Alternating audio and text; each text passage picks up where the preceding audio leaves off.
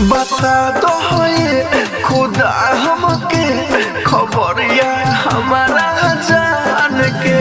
बता दो ये खुदा हमके खबरिया हमारा जान के। हम हर गईनी हो खोज के आदत न बाई रोज के।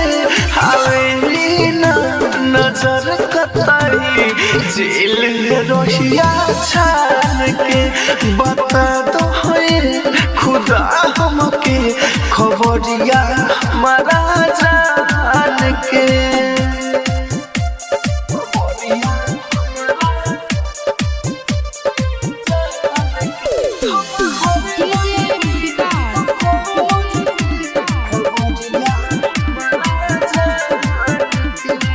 कैसे भुलाई उनको चांदे सा मुखड़ा उहे तो बारी मुझको ने जाके टुकड़ा। कैसे भुलाई उनको चांदे सा मुखड़ा उहे तो बारी मुझको ने जाके टुकड़ा। नहीं लागोता मन कोही हो हम पागल बन के रही हो। न जी पाई उनका बिन ले लो हमर जान के। बता दो ये खुदा हमके खबरिया हमारा जान के।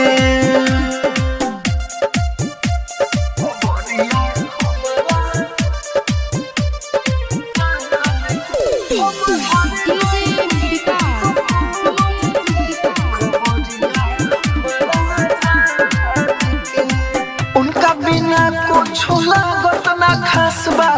जब से गईली मोरा मनवा उदास बा। उनका बिना कुछ लागत ना खास बा। जब से गईली मोरा मनवा उदास बा। राहुल राजधानी लाचार बा जने देखिले अन्हार बा।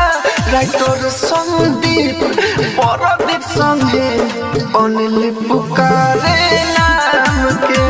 बता दो ये खुदा हमके खबरिया हम